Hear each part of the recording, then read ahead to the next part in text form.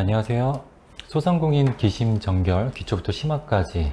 오늘은 개인 카페 브랜드를 프랜차이즈로 키우기 1부, 2부를 맡은 주명훈이라고 합니다. 네, 우선 저희는 방역 지침을 준수해서 촬영을 하고 있기 때문에 마이크를 벗고 강의를 진행한다는 점을 공지를 드리고요. 네, 그러면 제 소개를 좀 먼저 드리도록 하겠습니다.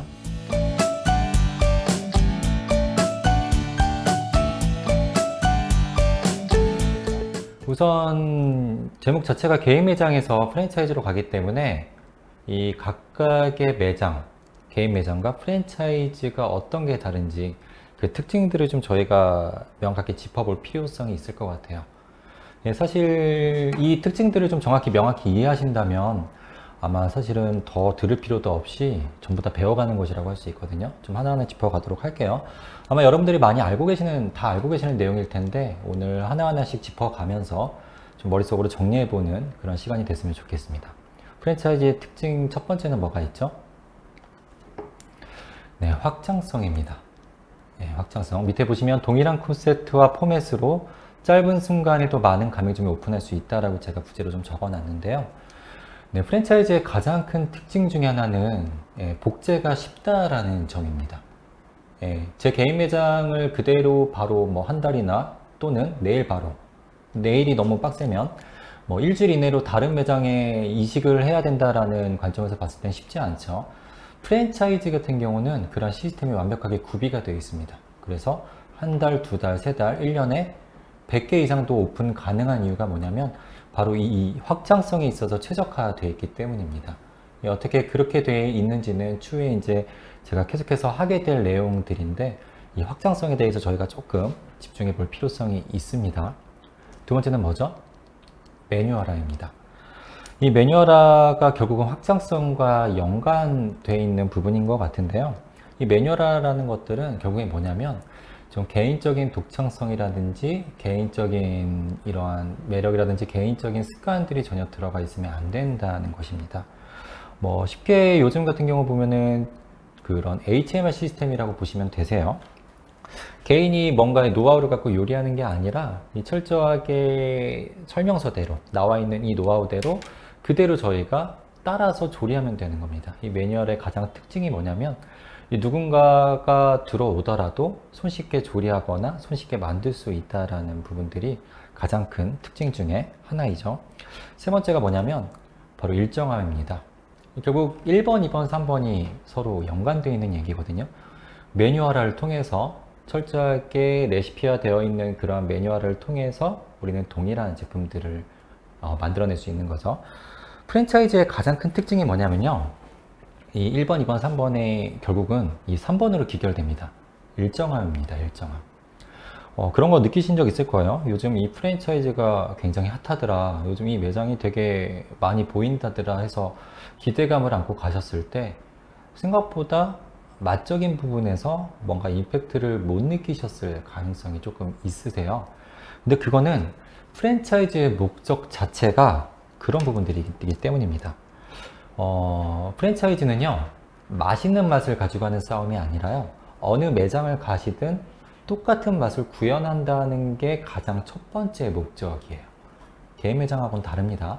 다시 말씀드리지만, 프랜차이즈의 가장 큰 목적 자체는 어느 매장을 가시든, 1번 매장을 가시든, 저기 뭐, 1000번째 매장을 가시든, 똑같은 맛이 구현된다는 게 가장 큰 첫 번째 매장입니다.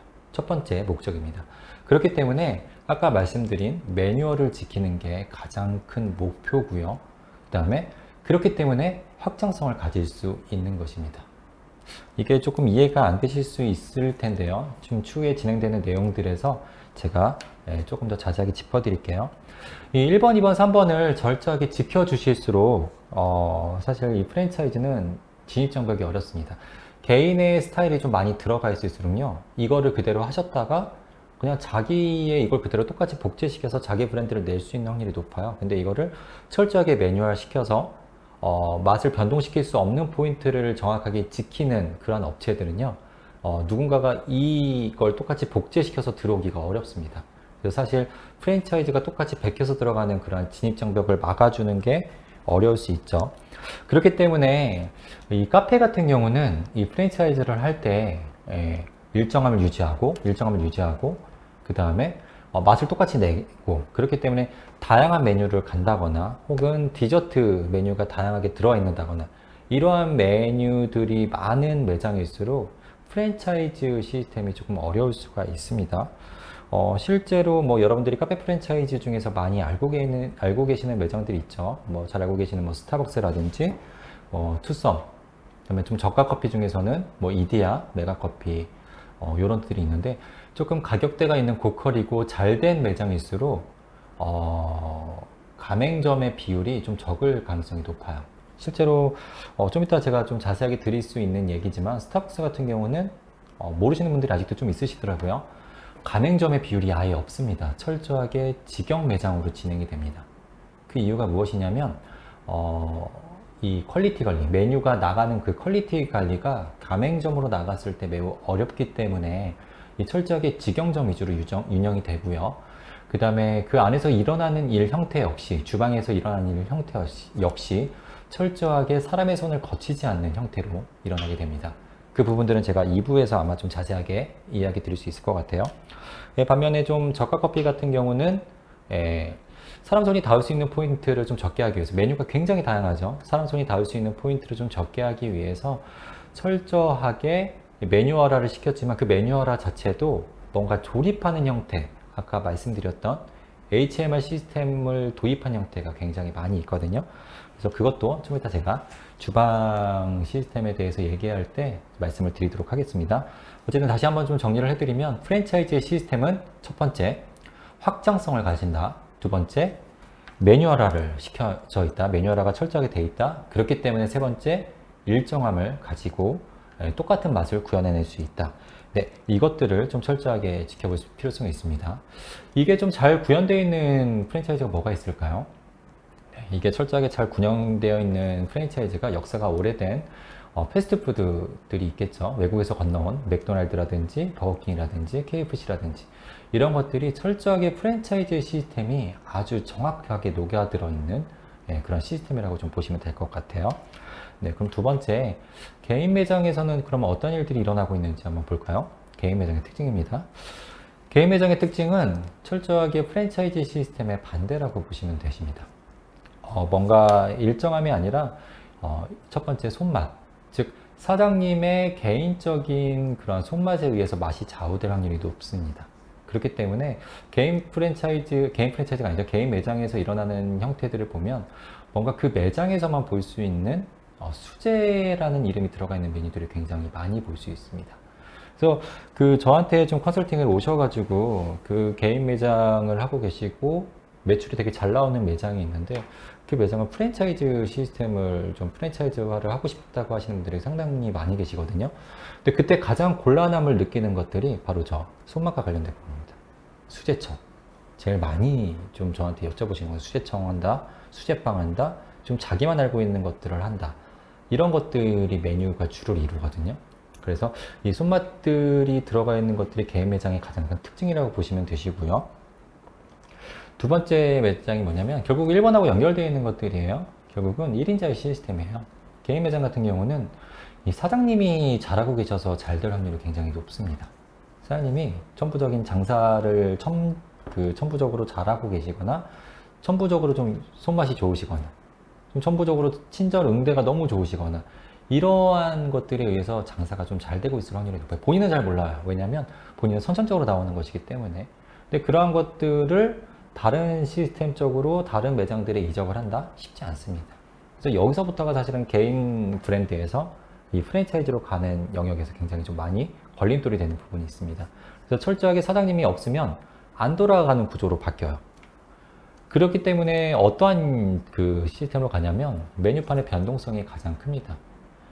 일반적으로 그 매장의 오너, 매장의 사장님은 요구되는 게 뭐라고 저희가 많이 말씀을 드리냐면 애니멀이라고 해요. 그러니까 동물적인 감각이라고 그러거든요.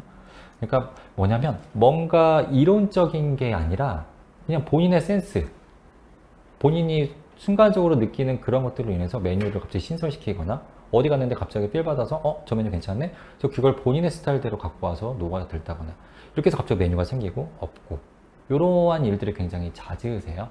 그래서 그 개인 매장 같은 경우는 그렇게 사장님의 개인적인 요리맛 서비스 그리고 그런 개인적인 감각에 의해서 매장이 운영되고 있을 가능성이 높기 때문에 이걸 프랜차이즈로 가기까지의 굉장히 돌림돌이 많습니다. 사실 그렇기 때문에 아마 이 강의를 들으시겠죠. 그렇다면 이 개인 매장이 프랜차이즈로 가기 위해서 어떠한 것들을 좀 바꾸셔야 되는지에 대한 내용들을 좀 더 자세하게 한번 공부해 보도록 하겠습니다. 개인 매장에서 일어나는 메뉴의 형태를 보면요. 어떠한 부분들이 있냐면 메뉴 자체가 조금 비주얼적으로 조금 많이 포인트가 쏠려 있을 확률이 되게 높으세요. 간단합니다. 프랜차이즈 매장의 메뉴들과 개인 매장, 그 동네에서 잘 되는 매장들의 메뉴들을 좀 비교해 보실 필요성이 있어요. 여기에는 뭐가 포함이 되냐면 프랜차이즈 매장과 SNS에서 핫한 그 몇 개 안 되는 매장들을 좀 비교해 볼 필요성이 있으세요. 프랜차이즈 매장 같은 경우는 브랜드적인 것들의 광고를 굉장히 많이 합니다. 반면에 SNS에서 핫한 매장들의 그 매장을 보시면 미적인 것들을 좀 추구하는 확률이 되게 높으세요. 가장 첫 번째가 메뉴의 특이성, 두 번째가 뭐냐면 매장의 특이성이에요. 이 매장의 특이성과 메뉴의 특이성을 가지고 홍보를 할 확률이 높고요. 프랜차이즈는 절대 그렇지 않죠. 예. 이 두 가지가 결국은 프랜차이즈로 가지 못하는 가장 큰 걸림돌일 확률이 높아요. 왜냐하면 매장이 이쁘고 메뉴가 이쁜 것들은 이 메뉴를 누군가가 만들었을 때 이걸 쉽게 따라하지 못할 확률이 굉장히 높거든요. 그래서 저 같은 경우는 사실 첫 번째 이제 매장을 오픈했을 때 저는 프랜차이즈를 하려고 제 매장 1호점을 오픈했었어요. 근데 위치적으로 매장의 위치가 좋은 위치에 매장을 오픈하지 못했다라는 단점을 안고서도 뭔가 특이성을 갖고 하려고 하지 않았습니다. 왜냐하면 제가 매장을 운영하지 않았을 때 이 특이성을 가지고 하는 싸움들이 누군가가 그것들을 그대로 따라하지 못하고 있을 확률이 굉장히 높기 때문에 저는 조금 평범함을 가지고 하려고 하는 싸움을 좀 처음부터 택했습니다. 일반적으로 프랜차이즈가 오픈되는 시스템을 보면요, 두 가지 정도로 나뉘어요. 지금 여러분들이 새롭게 올라오는 브랜드들을 보시면 이거는 철저하게 기획형 프랜차이즈입니다. 근데 반면에 좀 오래전부터 옛날부터 있었던 프랜차이즈 같은 경우는 아마 개인 매장을 하시다가 이게 좀 잘 돼서 이렇게 지금까지 큰 프랜차이즈화 됐을 확률이 높거든요. 근데 이거에 대한 큰 차이점이 뭐가 있냐면 옛날에 핫했던 프랜차이즈들이 새롭게 브랜드를 냈을 때 지금에 와서는 좀 잘 안 될 확률이 굉장히 높거든요. 그래서 첫 번째 브랜드를 성공시킨 회사들이 두 번째 브랜드를 성공시키기는 어렵다라는 좀 정서를 가지고 있어요. 이게 왜 그러냐면 지금은 프랜차이즈의 생태계가 좀 달라져 있습니다. 여기서 좀 중요하게 말씀드리고 싶은 포인트가 뭐냐면 개인 매장으로서 잘 되는 매장하고 프랜차이즈로서 잘 되는 매장하고 서로의 목적 자체가 굉장히 다릅니다. 무슨 말씀이냐면요. 개인 매장은요, 그냥 장사가 잘 되면 돼요. 어떻게 해서든 제가 매장의 매출을 올리면 됩니다. 사실 저희같이 장사를 좀 잘하시거나 프랜차이즈를 좀 크게 하셨던 분들은 개인 매장을 장사를 잘 되게 하는 방법들은 솔직히 생각보다 어렵지 않습니다. 근데 반면에요, 프랜차이즈 같은 경우는요, 목적 자체가 조금 달라요. 프랜차이즈는 매장 자체가 장사가 잘 되게 돼야 되는데 저희의 영업 대상이 누구냐면 저희 매장을 오픈하시려고 하는 점주님들이 저희 프랜차이즈의 주된 고객층입니다. 이해가 되시나요? 프랜차이즈의 목적과 개인 매장의 목적 자체는 완전히 다릅니다. 여기서 그래서 바로 문제가 일어나는 거예요. 일반적으로 생각하시면 그럴 거예요. 내 매장을 오픈을 했어요. 장사가 잘 돼요. 자꾸 누군가 물어봐요. 나 이거 매장 오픈하면 안 돼? 나도 이거 오픈하고 싶어? 나도 이거 똑같이 저기다 차리면 잘 될 것 같아? 해서 오픈을 시켜줍니다. 근데 이상하게 2호점, 3호점은 잘 안 돼요. 그렇게 진행될 확률이 굉장히 높거든요. 이게 왜 그러냐면 아까 말씀드렸던 프랜차이즈와 개인 매장의 차이점을 정확하게 인지 못해서예요. 근데 프랜차이즈의 시스템은, 프랜차이즈는 목적 자체가 점주님들을 영업하기 위한 시스템이에요.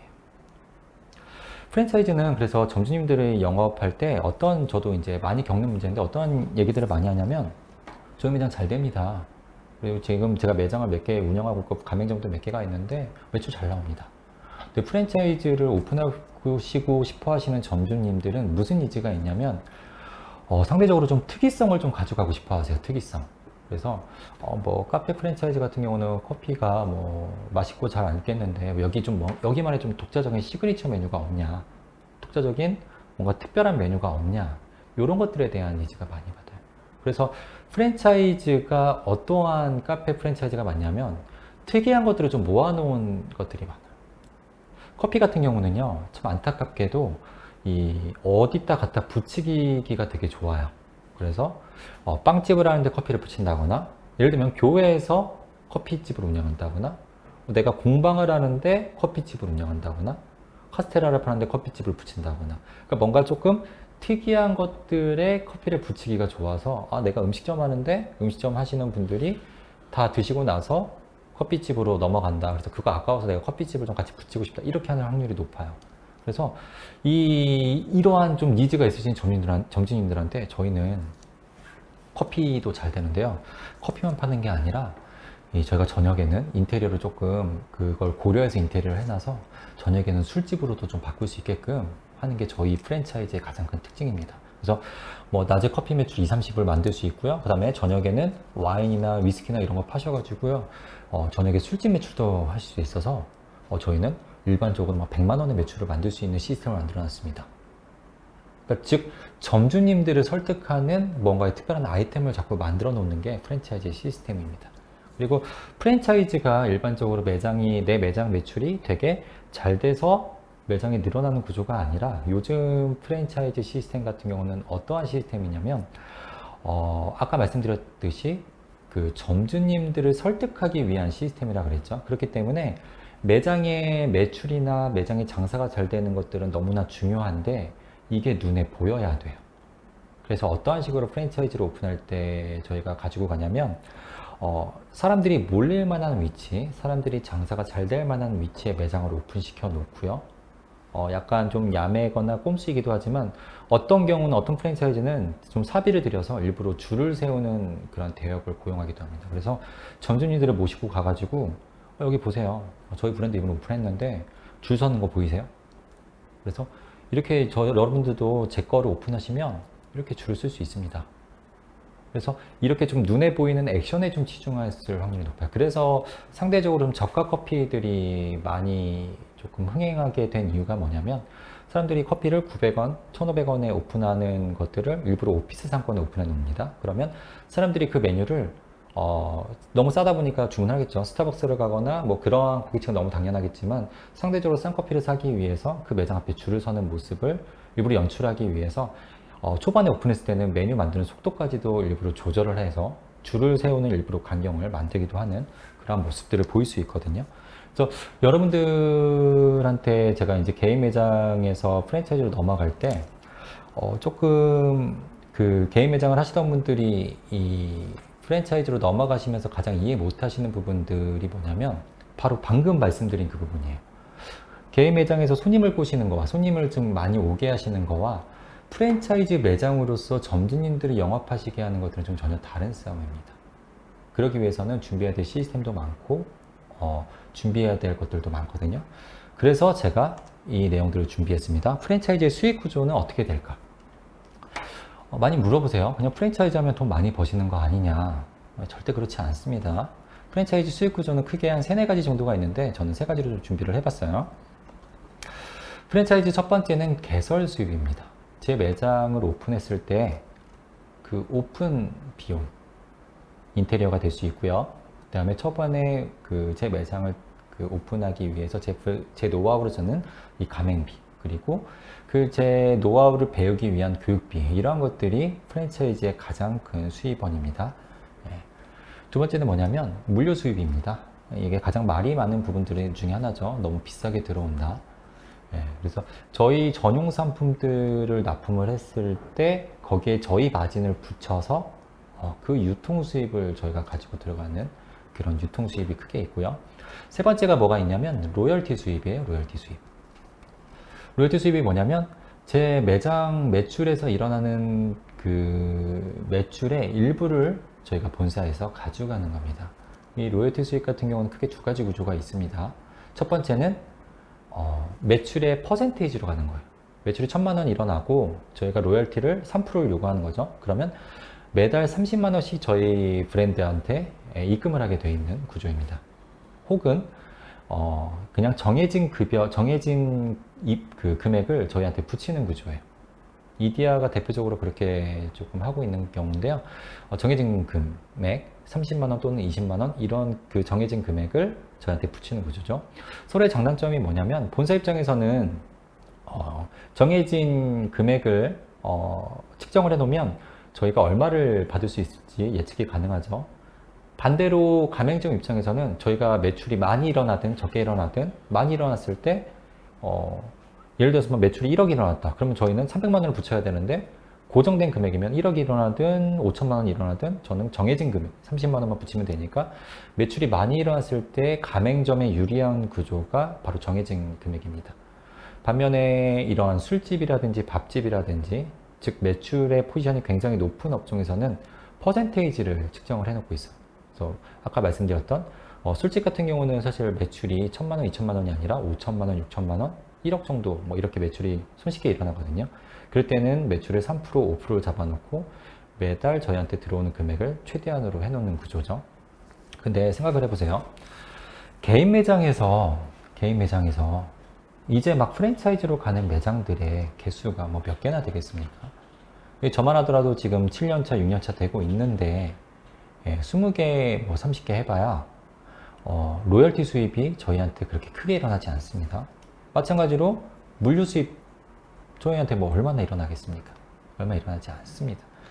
그래서 초반에 저희가 기댈 수 있는 수입은 개설 수입이에요. 그래서 프랜차이즈를 좀 많이 문의해 보셨던 분들이 저희한테 좀 많이 얘기하는 것 중에 하나가 아니 뭐 이렇게 많이 돈이 많이 드냐. 물론 저희 브랜드 같은 경우는 거의 최소한의 비용으로 좀 오픈을 시켜드리고 있긴 한데 왜 이러한 개설 수입이 많이 들고 이러한 오픈 비용이 비싼지는 이 다음에 할 얘기를 통해서 제가 말씀드릴 수 있을 것 같아요. 자, 봐보세요. 그럼 프랜차이즈를 운영할 때 지출 비용이 어디에 많이 들어가느냐? 자, 첫 번째, 사무실을 운영을 해야겠죠. 사무실 비용이 들어갑니다. 이거는 매장 임대에 달라요. 매장 임대는 매장에서 일어나는 수익을 가지고 이 임대료를 지불하면 됩니다. 근데 사무실은 그냥 말 그대로 꽁돈이에요. 아까 말씀드렸던 프랜차이즈에서 수익을 발생시켜야지만 낼 수 있는 비용입니다. 이 사무실에서는 누가 근무하냐? 가장 크게 슈퍼바이저가 근무합니다. 슈퍼바이저 뭐죠? 각 매장을 돌아다니면서 이 매장이 잘하고 있는지, 올바른 방향으로 가고 있는지, 아까 말씀드렸던 프랜차이즈의 시스템인 매뉴얼을 지키고 있는지, 올바른 레시피를 지키고 있는지, 그런 것들을 관리 감독하는 슈퍼바이저의 그런 것들의 임무가 있죠. 그래서 이 사람들을 저희는 고용을 해야 됩니다. 그리고 세 번째는 뭐가 있죠? 레시피 개발해야죠. 가맹점 주님들 새로운 메뉴 안 만들면 되게 뭐라고 하시죠? 그렇기 때문에 이 R&D 인력을 저희는 따로 고용을 해야 됩니다. 자, 생각을 해보세요. 슈퍼바이저 인건비 뭐 2, 300 들어갈 거고요. 레시피를 개발하시는 전문 인력 4, 500 들어갈 겁니다. 근데 뭐 한두 명만 저희가 쓸 수는 없죠. 뭐 4, 5명, 3, 4명 써야 될 텐데 기본적으로 저희는 아무것도 하지 않아도 프랜차이즈를 운영하시면 기본적으로 고정 비용이 2, 3천만 원이 넘게 들어갑니다. 근데 이 프랜차이즈 매장 개수가 몇 개 없다. 그럼 어떻게 되겠죠? 고정적으로 나오는 수입이 없겠죠. 유통물류나 로열티의 수입이 별로 없기 때문에 상대적으로 어디에 치우치냐면 오픈 물류 비용, 그러니까 오픈 개설 비용의 수익 구조를 기댈 수밖에 없어요. 그래서 상대적으로 오픈 개설 비용이 많이 투과가 되는 겁니다. 근데 이거를 저는 조금 나쁘게만 보시는 거는 조금 아니다라고 생각을 해요. 왜냐하면 여러분들은 이제 개인 매장에서 프랜차이즈로 가시고 싶은 분들이실 텐데 그럼 여러분들도 나중에는 이 비용을 부담을 하셔야 될 거라는 얘기죠. 그래서 초반에 이제 프랜차이즈를 가시는 분들이 어떤 얘기들을 많이 하시냐면 어떠한 좀 채택을 많이 하시냐면 가맹비나 교육비나 이런 것들을 좀 면제해 주시는 분들이 좀 많이 있으세요. 근데 지금 되게 크게 프랜차이즈를 하고 계시는 분들이 저한테 좀 그런 얘기 조언을 해주시더라고요. 저도 지금 사실 프랜차이즈를 하면서 가맹비나 교육비를 받고 있지 않기는 한데, 자, 개인 매장을 운영하시면서 쌓았던 노하우들을 통해서 프랜차이즈를 가시는 구조잖아요. 그럼 여러분들은 개인 매장을 운영하시면서 본인의 시간, 본인의 노력, 본인의 이러한 그 노력들이 굉장히 많이 집약을 해서 이것들을 프랜차이즈로 풀어내시는 겁니다. 근데 아까 말씀드렸죠? 그분들이 프랜차이즈를 하신다고 해서 저희한테 들어오는 수입들이 그렇게 많지가 않습니다. 매장 하나로 봤을 때는요. 이게 이제 10개, 20개, 100개, 200개 됐을 때 20만원, 30만원, 50만원 이게 쌓이면서 저희한테 들어오는 비용들이 많아지는 거죠. 그렇다면 저희 프랜차이즈를 오픈하시는 분들은 사실 제가 몇 년에 걸쳐서 이 쌓아온 노하우들을 그대로 가져가시는 거잖아요. 그렇기 때문에 사실 이 비용들을 지불하는 것에 대해서 저는 아까워하면 안 된다고 생각을 하고요. 마찬가지로 프랜차이즈 대표가 되실 여러분들 역시도 그러한 비용들을 받는 것들을 너무 비싸니까 나 안 받아야지 하실 필요도 없다고 개인적으로 생각을 합니다. 받으실 건 받으셔야 되고, 본인이 회사를 운영하시기 위해서 비용이 들어가기 때문에 그런 것들에 대해서 철저하게 받으셔야 되고, 드리는 분 역시, 주시는 분 역시 저 사람들 땅 파서 장사하는 거 아니니까 철저하게 비용을 좀 지불할 거는 지불해야 된다라고 생각을 하거든요. 그래서 그런 것들의 수익 구조를 조금 인지하실 필요성이 있으세요. 근데 이제 저희 쪽에서도 이 프랜차이즈를 하시는 업자 중에서도 좀 두 가지 부류로 나뉘어요. 어떤 부류로 나누냐면, 이렇게 프랜차이즈 브랜드를 운영하시면서 이 가맹점주들이 생계를 책임지는 가맹점주, 즉 자신의 생계를 책임지는 가장의 역할을 하는 가맹점주로서 다루시는 분들이 있고, 철저하게 빨리 매장을 개수를 여러 개를 쳐서 돈을 빠르게 회수를 하고 새로운 브랜드를 계속해서 오픈을 해서, 즉 요즘에 유행에 편승하는 새로운 브랜드를 오픈해서 개수 한 10개, 20개 치고 다시 또 새로운 브랜드 오픈해서 10개, 20개 치고 이렇게 하는 좀 나쁜 프랜차이즈를 하시는 업자분들이 있거든요. 그래서 여러분들은 조금 제 개인적으로는 이 개인 매장에서 하시는 그 노하우들을 녹여서 하는 프랜차이즈 형태로 가시는 거기 때문에 좀 그런 것들을 조금 배척하시고, 우리가 이 프랜차이즈 업체가 이 일반 분들한테 인정을 받으려면 우리가 노하우를 누군가는 가족을 책임지는 가장의 역할을 하시는 분들이 한다라는 그런 생각들을 가지고 하셔야 된다라고 꼭 생각을 합니다. 그럼 프랜차이즈 구조에 대해서 좀 말씀드렸어요. 수익 구조가 어떻게 나냐면, 오픈 물류 비용, 그러니까 가맹 개설 비용, 거기에는 인테리어 비용도 있고, 그 다음에 유통 수입이 있고, 그 다음에 그 로열티가 있다라는 거. 근데 프랜차이즈를 운영하기 위해서는 지출이 된다. 거기에는 사무실 임대 비용, 여러 가지 비용들이 있겠지만 사무실 임대 비용 크게는, 그 다음에 본사를 운영하기 위해고, 그 매장들을 관리 감독하기 위해서 사무실, 그 슈퍼바이저를 운용하는 비용들이 있고, 그리고 그 새로운 레시피나 이런 것들을 하기 위해서 역시 마찬가지로 R&D 인력을 구성해야 되는 비용들이 있죠. 그리고 여기에는 썼는데, 마찬가지로 마지막에는 이 브랜드를 알리기 위해서 또는 가맹을 모집하기 위해서 쓰는 마케팅 비용들이 있죠. 근데 요즘에는 사실 마케팅 비용들이 너무 많이 올라갔기 때문에 여기에 거의 올인하는 경우들이 있어요. 그리고 슈퍼바이저의 역할들이 아까 말씀드렸다시피 뭔가 이 가맹점주들을 위해서 관리 감독한다기보다는 이 사람들이 우리 거 물류를 제대로 쓰고 있는지에 대한 감시의 역할로 좀 바뀌는 경우가 있는데, 그게 결국은 아까 말씀드린 저희가 나가는 지출들을 제대로 보존하기가 쉽지 않기 때문에 오히려 그런 것들을 좀 철저히 하는 경우들이 있거든요. 이 프랜차이즈 같은 경우는 사실 되게 많은 업체들이 있는데, 코로나 겪으면서 아마 많은 업체들이 좀 많이 무너졌다는 얘기들이 들었을 거예요. 기존적으로 개설이 되지 않고 물류가 연활하게 돌아가지 않으면 프랜차이즈 본사들이 버티기가 힘든 구조가 나옵니다. 그렇기 때문에 이제 요즘 같은 시기에 많이 무너지고 있는데, 그렇다면 이 프랜차이즈와 개인 매장을 대놓고 비교해 봤을 때 좀 어떠한 좀 다른 차이점들이 있는지 좀 직접적인 비교를 한번 해볼게요. 저는 조금 큰 틀에서는 이렇게 좀 말씀드리고 싶어요. 각 상권의 장단점이 분명하다는 점입니다. 사진상에 보면은 조금 사람들이 많고 유동인구가 좀 있다라는 것들이 좀 보일 수 있을 것 같아요.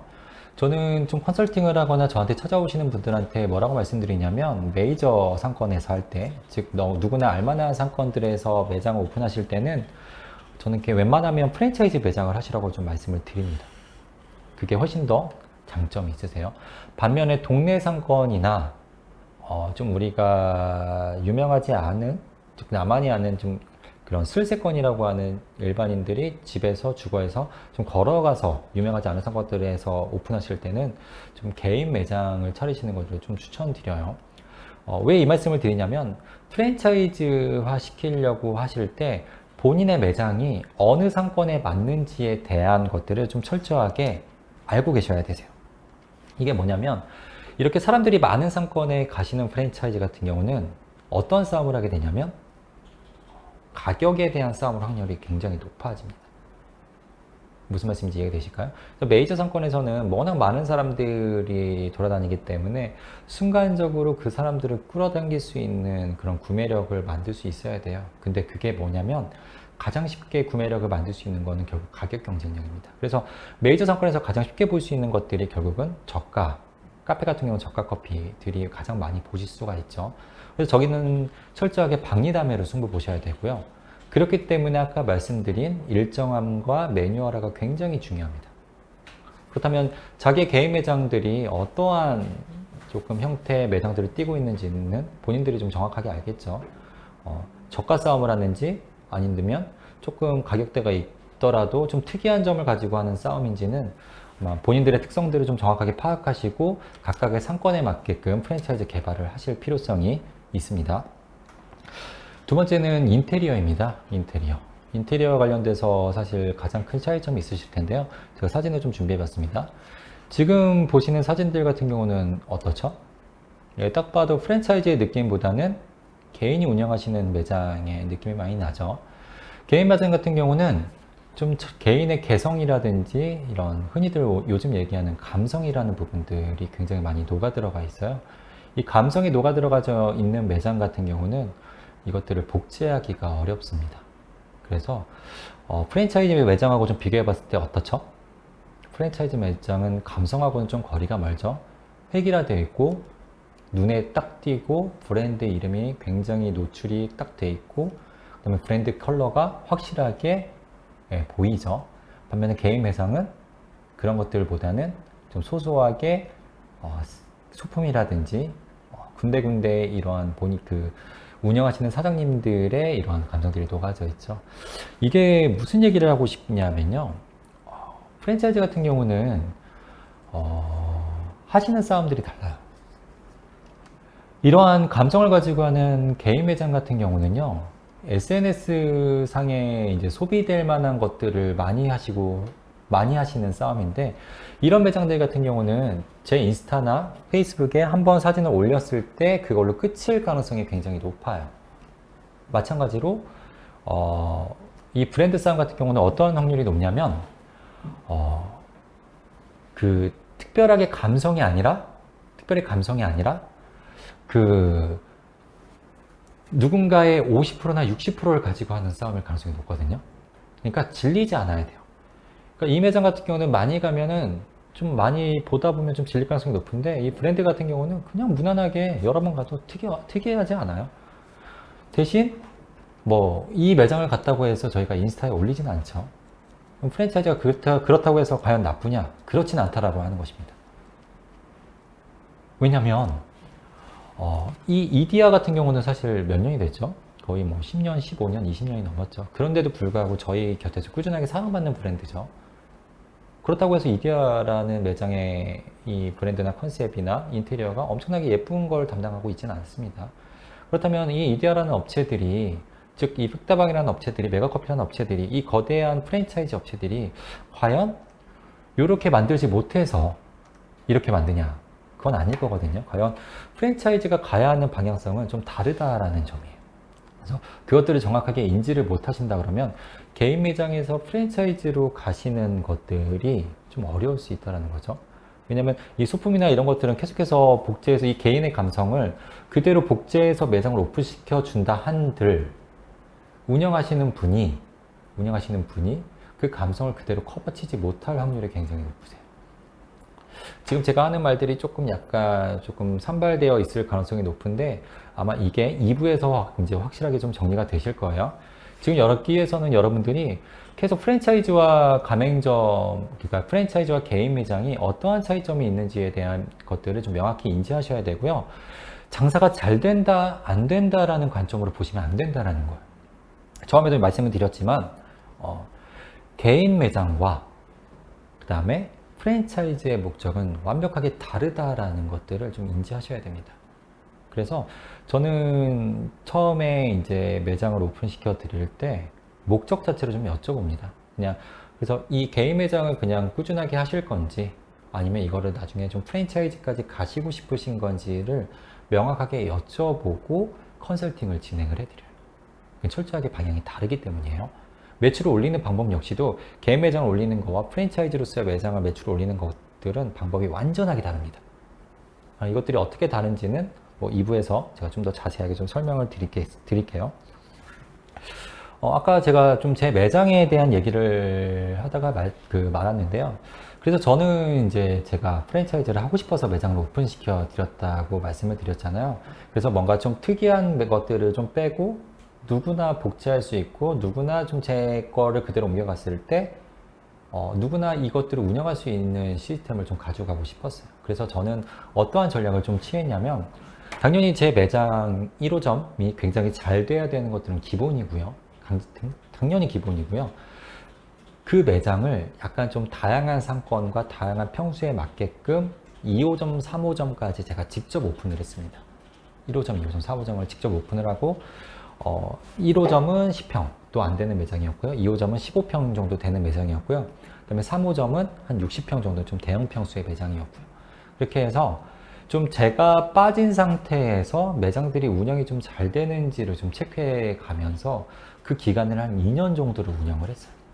그래서 지금 거기서 일어나는 문제들을 제가 좀 보완해 가면서 그러면서 이제 4호점, 즉 프랜차이즈를 위한 4호점의 매장을 사람들이 많이 보이는 형태의 상권에 제가 4호점의 매장을 오픈을 했거든요. 그게 이제 신촌점인데 신촌의 매장은 사람들의 주목이나 이목이 쏠릴 수 있는 위치에 좀 대형 평수로 오픈을 해서 4호점을 기반으로 제가 매장이 조금 10호점까지 금방 늘어나는 그 결과들을 봤는데 사실 4호점이 오픈되기 전에 저희 매장 단골분이 그렇게 제 매장을 오픈하고 싶다 그러셔서 오픈을 해드린 매장이 있었어요. 사실 지금까지도 벌써 지금 한 6년, 7년이 돼가는데 지금까지도 매장을 잘 운영하고 계시는데 안타까운 거는 생각보다는 매출이 많이 나오는 매장은 아니세요. 물론 본인이 그런 매장들을 만들고 싶다고 하셔가지고 그렇게 제가 오픈 드리긴 했는데 그때 이제 제가 깨달은 노하우가 지금 제가 여러분께 설명드리는 노하우거든요. 이게 내가 내 매장을 운영하면서 이 잘하게 하는 노하우와 내가 누군가를 매장을 오픈시켜서 잘하게 하는 노하우가 이렇게 다르구나. 예, 그거에 대한 내용들을 이제 제가 2부에서 자세하게 말씀을 드리겠습니다. 어쨌든 이제 3호점까지 제가 직접 매장을 운영하면서 저의 손이 닿지 않는 상태에서 매장 3개를 운영해보고 그걸 기점으로 이제 4호점을 오픈시키고 그 기틀을 가지고 이제 프랜차이즈를 진행했다는 점을 미리 이제 설명을 한번 드리고 2부에서 그거에 대한 좀 자세한 얘기를 해드리도록 할게요. 좀 정리를 한번 해보도록 하겠습니다. 프랜차이즈는 어떠한 시스템이냐? 가맹점이 프랜차이즈 본부하고 계약을 통해서 프랜차이즈 본부가 제공하는 솔루션, 제공하는 노하우들을 그대로 복제를 해옵니다. 그리고 가맹점주는 그 프랜차이즈의 시스템을 그대로 활용을 해서 장사를 하는 시스템입니다. 반면에 개인 매장은 누구도 구속을 받지 않죠. 누구도 구속을 받지 않기 때문에 본인이 하고 싶은 대로 하셔도 됩니다. 누구의 말을 들을 필요도 없기 때문에 본인의 레시피를 그대로 바꿀 수 있고요. 본인이 매장 메뉴나 본인이 하고 싶은 메뉴들을 없앨 수도 추가시킬 수도 이게 본인의 자유입니다. 프랜차이즈로 가기 위해서는 사실 그런 부분들도 조금 조심해야 된다라는 점을 말씀드리기 위해서 이것들을 좀 비교해 봤는데요. 가맹점주를 상대하거나 프랜차이즈를 하시는 가맹점주들은요, 철저하게 다른 것들을 신경 쓰지 않고 본인의 하시는 그 시스템에서 장사만 할 수 있게끔 집중해야 되는 게 프랜차이즈의 본부가 해야 될 역할입니다. 그래서 사실 내 매장이 잘 된다고 해서 그걸로 끝나는 게 아니라요. 아까 말씀드렸던 프랜차이즈 본부를 운영하시면 지출해야 될 비용들이 있죠. 그게 결국 뭐냐면 가맹점주들이 제 걸 했을 때 잘 먹고 잘 살아야 돼요. 잘 먹고 잘 살지 못했을 때는 그에 대한 욕을 먹을 준비도 되어 있어야 된다는 게 이 프랜차이즈 본부의 가장 안타까운 점입니다. 사실 장사를 개인 장사를 해보신 분이시면 아시겠지만 아무리 제가 좋은 시스템과 좋은 노하우를 녹여드린다 하더라도 누가 운영하시는지에 따라서 매출이나 이런 부분들이 굉장히 많이 달라지거든요. 그래서 그런 부분들을 나중에 조금 그 프랜차이즈화 되셨을 때 그러한 가맹점주를 상담하실 때 좀 많이 어려움과 안타까움과 화도 나는 경우들도 있어요. 그래서 그런 경험담들은 제가 또 마찬가지로 2부에서 좀 많이 풀어드리도록 하겠습니다. 제가 그래서 그 표를 만들어 봤는데요. 이 개인 매장 창업과 프랜차이즈 매장 창업의 장점과 단점에 대해서 좀 적어 봤습니다. 개인 매장 창업의 장점은 아까 말씀드렸던 자율운영 가능하다. 그리고 상대적으로 프랜차이즈를 했을 때에 비해서 투자비나 운영비가 적다. 그렇기 때문에 가격 경쟁력이 가능하다. 이게 왜 가능하냐면 직접 매장에 있는 물건들의 재료를 살 수 있기 때문에 상대적으로 프랜차이즈 본부를 통해서 사는 것보다는 적은 비용으로 살 수 있겠죠. 그렇기 때문에 메뉴의 가격을 낮추는 게 가능합니다. 상대적으로 단점이 뭐냐면 브랜드 인지도가 아예 없죠. 동네에서는 있을지 모르겠지만 어디 나갔을 때는 없습니다. 그렇기 때문에 그 사장님의 그 노하우들이 그 동네에 한해서만 있었을 가능성이 굉장히 높아요. 그래서 내 매장이 잘 돼서 다른 데 분점을 찾아왔는데 왜 안 되지? 하시는 그러한 시행착오를 겪었을 확률이 높아요. 그렇기 때문에 상대적으로 사업하시는 그 사장님의 부담이 굉장히 가중이 됩니다. 반면에 프랜차이즈 매장의 창업은 어떻죠? 브랜드 인지도가 있겠죠. 뭐 없을 수도 있겠지만, 그리고 노하우나 이런 것들을 본인이 겪을 필요가 없습니다. 이미 프랜차이즈 본부에서 지원을 해줍니다. 이거는 반대적으로 여러분들이 앞으로 가맹점주한테 그런 것들을 지원해줘야 된다는 의미가 되겠죠. 그리고 마케팅이라든지 신상품이라든지 제 매장이 아무리 잘 되고 있을지언정 가맹점주가 되지 않는다면 이 마케팅이라든지 신제품을 만들어서 그분들에게 해줘야 돼요. 이게 뭐냐, 결국은 그 비용이 추가로 들어간다는 점을 다시 한번 말씀을 드리고요. 마찬가지로 가맹점주 입장에서는 투자비가 많이 들어가겠죠. 왜냐하면 남의 노하우를 그냥 그 어떠한 거 없이 사오는 거기 때문에 말 그대로 비용을 지불해서 사오는 거기 때문에 상대적으로 오픈할 때는 비용이 많이 들어갑니다. 마찬가지로 남의 프랜차이즈, 남의 노하우를 그대로 사오는 거기 때문에 본인의 노하우를 녹이기는 어렵습니다. 그 브랜드의 노하우만을 갖고 운영을 해야 된다는 거, 그리고 가장 문제가 되는 계약 변경이라든지 상대적으로 해지를 하고 싶을 때 그런 것들이 조금 안 되죠. 이 프랜차이즈 같은 경우는 아직까지는 이 한국 법이 프랜차이즈 본부한테 조금 유리하게 되어 있기 때문에 상대적으로 가맹점주님들이 조금 손해를 보는 것들이 많이 있는 것 같아요. 근데 요즘 들어서는 그런 것들도 많이 변하기 때문에 이 개인 매장에서 프랜차이즈로 전환되면서 어려움들을 겪는 경우들이 되게 많이 있는 것 같습니다.